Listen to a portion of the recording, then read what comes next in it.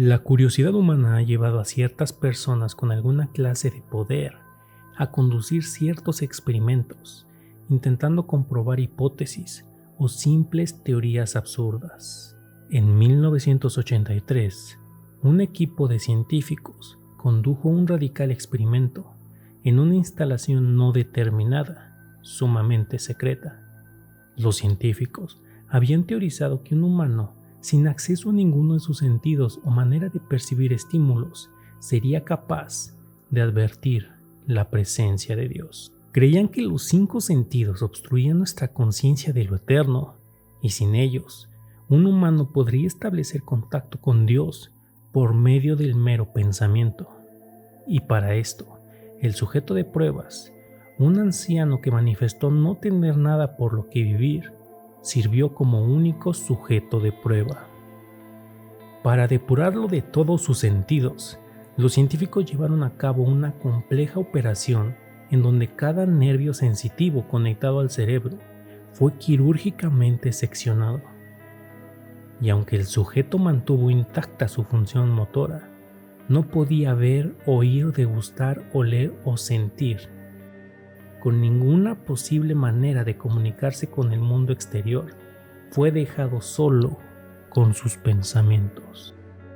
Los científicos le monitorearon mientras hablaba en voz alta y ellos veían su turbio estado mental, diciendo frases incoherentes que por las circunstancias ni él mismo podía oír. Luego de 4 días, el sujeto aclamó estar oyendo murmurantes e inentendibles voces en su cabeza, asumiendo que eran los inicios de una psicosis. Los científicos prestaron poca atención a las inquietudes del hombre. 2 días más tarde, el sujeto dijo poder escuchar a su difunta esposa hablarle, y más aún, aseguró poder dialogar con ella. Los científicos estaban intrigados, pero no estuvieron convencidos hasta que el sujeto comenzó a darles nombres de sus parientes difuntos.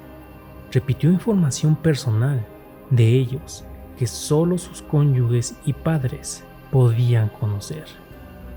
Para este punto, una parte del grupo de los mal llamados científicos habían abandonado el estudio, y tras una semana de conversar con los fallecidos a través de su mente, el sujeto se puso ansioso, diciendo que las voces eran abrumadoras. En cada segundo que permanecía consciente, su mente era bombardeada por cientos de voces que rehusaban abandonarlo. Repetidamente se arrojó contra la pared, intentando provocar una respuesta de dolor en su ser. Rogó a los científicos por sedantes para que pudiera escapar de las voces, al menos al dormir. Pero esta táctica funcionó por solo 3 días, hasta que empezó a tener desagradables pesadillas. Insistía en que podía ver y escuchar a los fallecidos en sus sueños. Un día después, el sujeto comenzó a gritar y desgarrar sus no funcionales ojos, esperando sentir algo del mundo físico, y ya histérico, clamaba que las voces de los muertos se volvieron insoportables, hablando del infierno y el fin del mundo.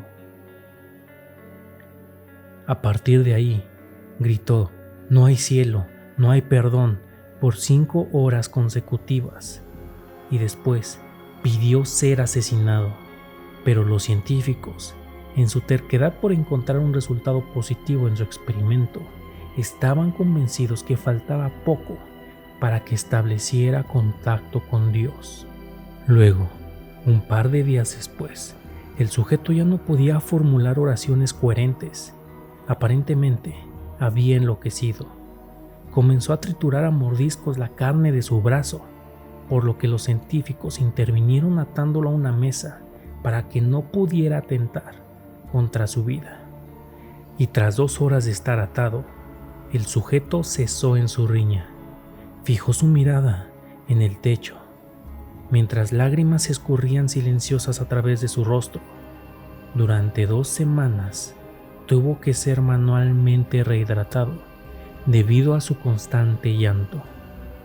Para algunos, considerado como alguna clase de tortura con fines científicos.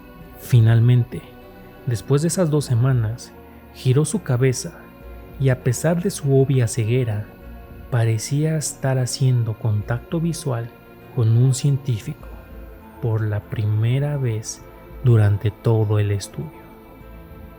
Murmuró: «He hablado con Dios y nos ha abandonado».